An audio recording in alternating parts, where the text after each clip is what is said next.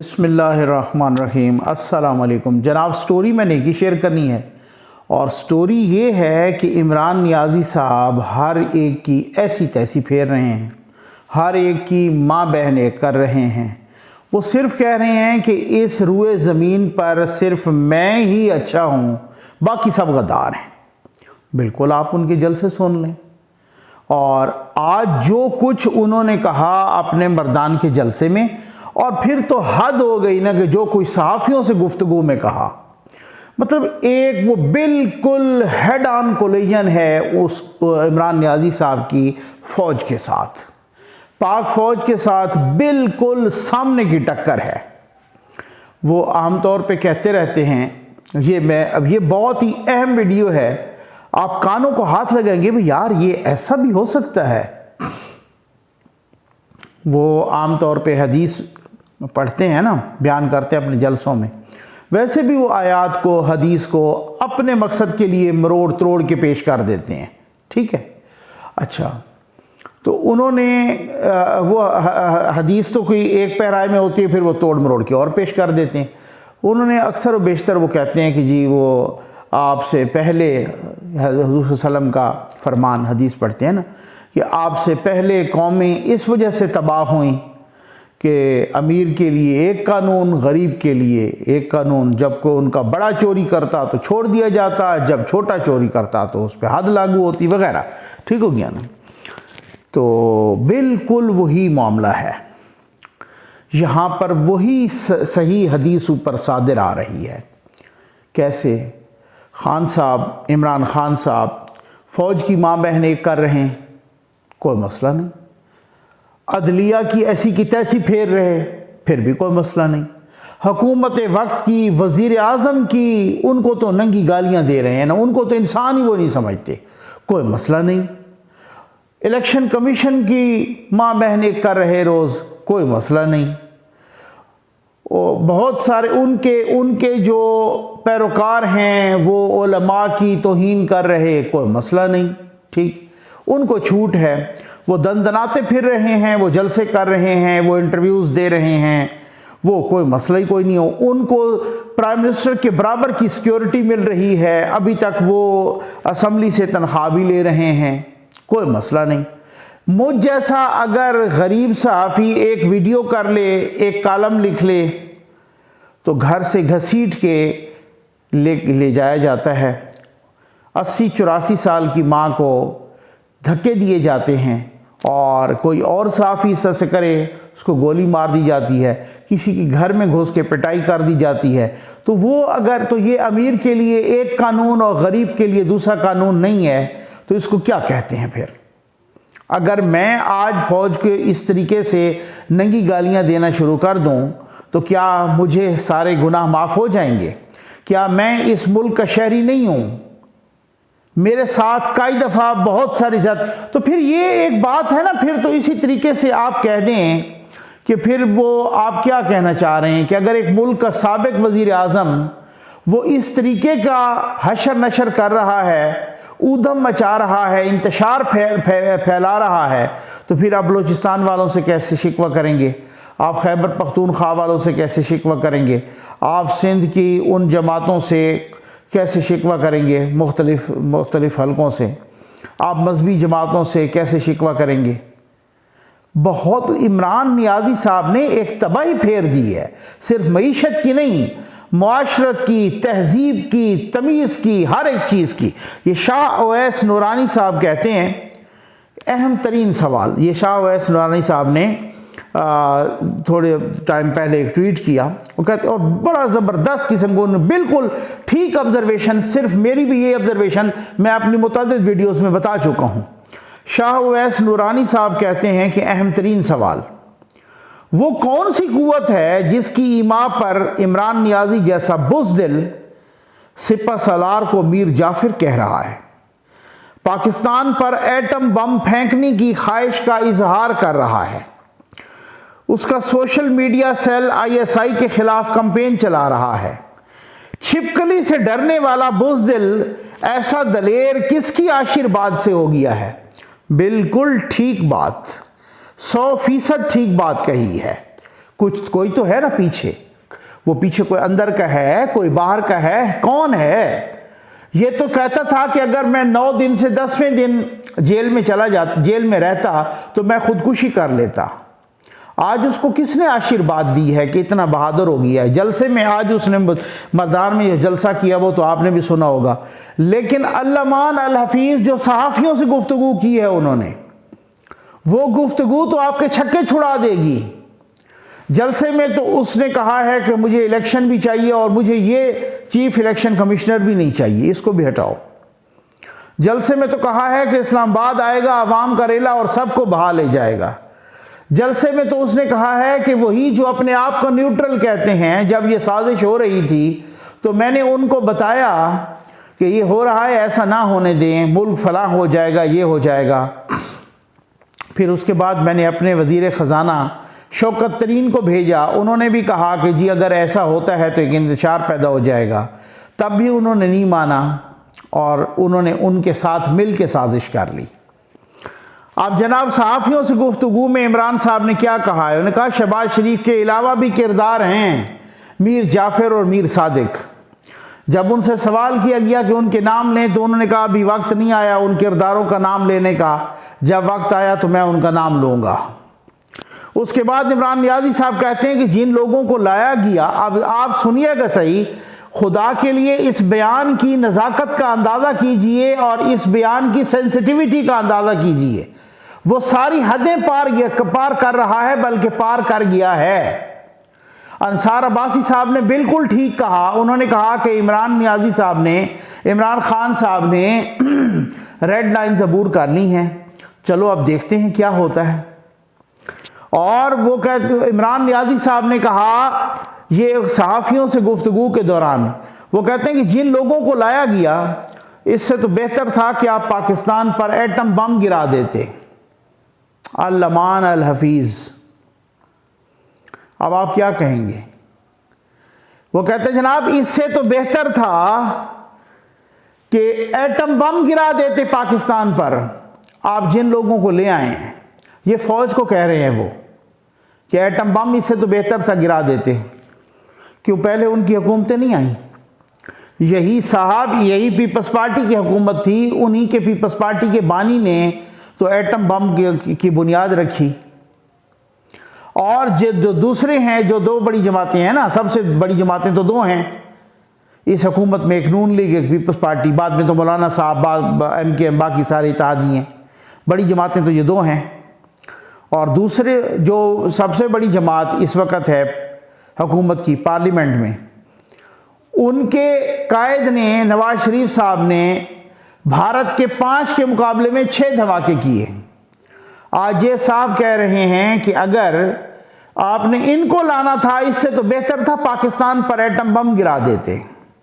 यानी खान साहब बता रहे हैं कि या तो मुझे बिठाओ ताहयात, मेरा कोई नेमुल बदल है ही कोई नहीं, मेरा मुतबादिल है ही नहीं है, मैं इंडिस्पेंसेबल हूँ, मैं नागुज़ीर हूँ, मैं नहीं तो कोई नहीं, हम नहीं तो कोई नहीं, मैं नहीं खेलूंगा तो किसी को नहीं खेलने दूंगा। हत्ता कि यहां तक कह दिया कि अगर मैं नहीं हूंगा तो और किसी को ना बिठाओ पाकिस्तान पे, खुदा न खास्ता एटम बम गिरा दो या फिर मुझे बिठाओ। ये तो मेरा ख्याल है इस तरह की रऊनत तो फिरौन में भी नहीं थी। अब आप अंदाजा कीजिए जरा। और फिर उसके बाद कहा कि न्यूट्रल को बताया था कि मईशत मुश्किल से मुस्तहकम हुई है, शौकत तरीन ने भी समझाया। और फिर उसके बाद उन्होंने कहा कि जो इस साजिश का हिस्सा बने उनसे सवाल करता हूं, क्या साजिश का हिस्सा बनने वालों को पाकिस्तान की फिक्र नहीं थी? यानी आप अंदाजा कीजिए कि साजिश का हिस्सा बने।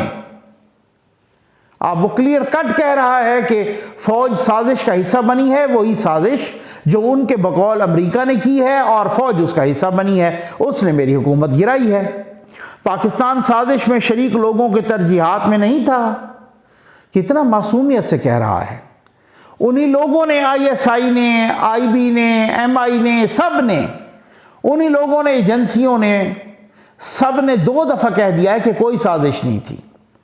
लेकिन इस पे कोई नौज़ बिल्ला इल्हाम हुआ है इसको वो तो शायद उसके पैरोकार तो कह रहे हैं कि इस पर वही नाजिल होती है, क्योंकि उसके पैरोकारों ने तो इसको नाउज़ुबिल्लाह नबी डिक्लेयर किया हुआ है।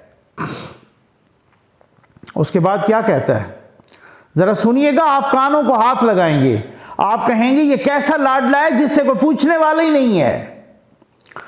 और खान साहब ने कहा सहाफ़ियों से गुफ्तगू के दौरान कि मैं तो समझता था कि करप्शन बासर शख्सियात के लिए भी इशू है, मैं समझता था कि करप्शन पर हमारा नज़रिया एक है, लेकिन करप्शन अहम शख्सियात के लिए मसला ही नहीं था। मैं सदमे में हूँ कि ये लोग चोरों को इक़्तिदार में लाए। मुझे बारहा कहा गया कि आप करप्शन केसेस के पीछे ना पड़ें। मुझे कहा जाता था कि कारकर्दगी पर तवज्जो दें। यानी वो कह रहे हैं कि मैं तो ये समझता था कि देखिए कितनी मासूमियत से बात कर दी, मैं तो ये समझता था कि करप्शन को मैं बुरा समझता हूँ तो फ़ौज भी बुरा समझती होगी, लेकिन ऐसा नहीं था। वो तो मुझे कहते रहे कि छोड़े इनकी करप्शन को, आप अपनी परफॉर्मेंस पे तवज्जो दें। आप अगर इतने मासूम थे और आप अगर करप्शन को इतना बुरा समझते थे तो आपकी अपनी हुकूमत में जो स्कैंडल्स आए, आटे का स्कैंडल, चीनी का स्कैंडल, रिंग रोड का स्कैंडल, ये सारे दवाइयों का स्कैंडल, पता नहीं ये कोरोना के फंड का स्कैंडल, उस वक़्त आप नींद की गोलियां लेके सोए हुए थे। आपने करप्शन पे क्या किया? ये जो फरागोगी खैर से अरबों रुपए कमा के वो किसी के जहाज़ पे चढ़ के बाहर जा बैठी, उस वक़्त आप कहाँ सोए हुए थे? ये जो पिंकी पीरनी साहबा फरागोगी से लेके खा रही थी, उस वक़्त उस करप्शन पे आपने आंखें क्यों बंद की हुई थी? ये जो पिंकी पीरनी का साबका शौहर, वो जो ख़जाने से हर दफ़ा उस पर इल्ज़ाम है कि हर महीने 13-14 लाख ले रहे थे मुबैना तौर पे, उस वक़्त आप कहाँ थे? बहुत सारे आपके इर्द गिर्द दाएं बाएं आगे पीछे बैठे लोग जो इस तरीके की करप्शन कर रहे थे, आपके अपने वज़रा के असास से 200, 300% 11, 1200% बढ़ते रहे, उस वक़्त आप कहाँ थे? आप तो बड़ी मासूमियत से कह रहे हैं कि मैं करप्शन को बहुत बुरा समझता हूँ। अगर आप करप्शन को बुरा समझते तो इनमें से भी तो किसी को आप कम से कम को सज़ा तो देते, आपको नहीं पता था। उसके बाद उन्होंने कहा कि साजिश करने वालों ने गलत अंदाज़ा लगाया, उन्हें नहीं पता था मुझे हटाने पर इतने लोग सड़कों पर निकल आएंगे। कोई लोग नहीं आएंगे, ये जलसे कर लेना, जलसे आप 2011 और 2013 में भी बड़े करते थे, कभी किसी के जोर पर, कभी किस तरीके से, कभी किस तरीके से। जलसों का मतलब ये नहीं होता। आप उनको बुला के देखें, और बिल्कुल ऐसा ही है, राना सनाउल्लाह साहब ने बिल्कुल ठीक कहा है कि अगर काबीना ने फैसला कर लिया, जो कि अब फैसला हो चुका है, और ये फैसला इत्तेहादियों ने भी मिल के किया कि इनको नहीं आने देना, तो फिर आप देख लेना, ये 20 लाख क्या 20,000 क्या, मैं 20 बंदों को भी नहीं निकलने दूंगा। रियासत के पास नो डाउट बहुत बड़ी ताकत होती है, शर्त यह है कि रियासत अपनी ताकत को समझे। कोई नहीं, सवाल ही पैदा नहीं होता, कोई इस तरीके से नहीं आता होता, आप ये देख लीजिएगा। अच्छा, उसके बाद उन्होंने माना कि मुक़्तदर हल्के चाहते थे, यानी उन्होंने कहा कि मेरी फौज के साथ 2 मामलात पे टसल आई, इसके अलावा भी आई, लेकिन शायद ये वो 2 बड़े मामलात डिस्कस कर रहे थे। खान साहब ने कहा कि एक उस्मान बुज़दार को वो हटाना चाहते थे, मैं नहीं हटाना चाहता था, एक इस मामले पर, और दूसरा जो दूसरी बात है ना, वो दूसरा इशू जनरल फैज़ का था। अच्छा, उसके बाद उन्होंने कहा कि मैं जनरल फैज़ को बरकरार रखना चाहता था, मुख्तलिफ वजूहात, अफ़गानिस्तान की सूरत हाल भी, लेकिन उनसे एक बात निकल गई, और उन्होंने क्या कहा कि जनरल फैज़ को, ज़रा सुनिएगा, पॉइंट टू बी नोटेड, कि जनरल फैज़ को दाखिली सियासी सूरत हाल के लिए भी बरकरार रखना चाहता था।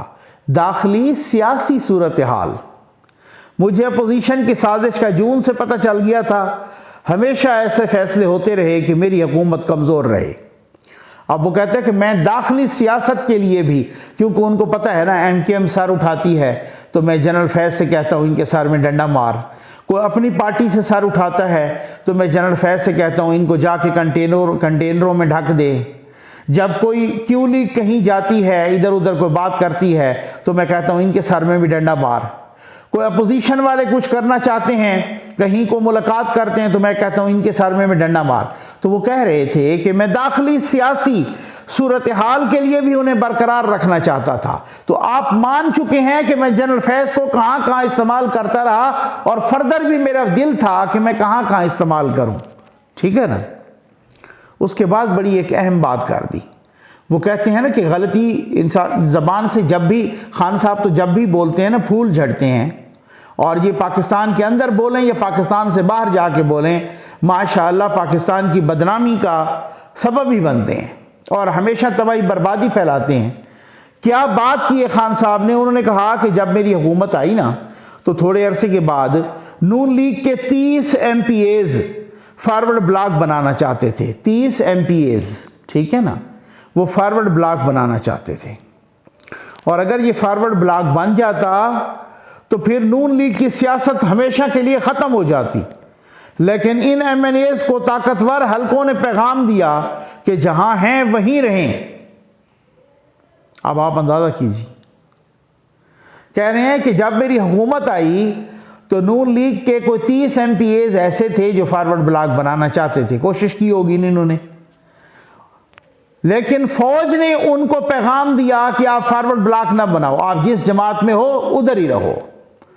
ये वो मुनाफिक खान हैं, मुनाफिक आज़म, कि जो अपने लोग टूटे तो ये कहते हैं लोटे हैं, ये हराम है, इनके बच्चों से कोई शादियां नहीं करेगा, इनका घेराव करो, ये हमेशा के लिए लोटाइज़म ख़त्म होनी चाहिए, इनका घेराव करो, इनको मारो पीटो, इनको वोट न दो, इनके बच्चों को हरासा करो, स्कूलों में इनके बच्चों को हरासा किया जाएगा जब अपनी पार्टी के लोग टूटें। और इनको अब तक अफसोस है कि नून लीग के 30 लोग टूट रहे थे, फॉरवर्ड ब्लॉक बना रहे थे, लेकिन उसको फौज ने कहा है उनको कि नहीं, आप जिधर हैं उधर रहें। वो अफसोस अभी तक, यानी अपनी जमात से कोई टूटे तो वो गलत है, दूसरों की जमात से टूटे तो वो बिल्कुल ठीक है। इससे बड़ी मुनाफकत हो सकती है।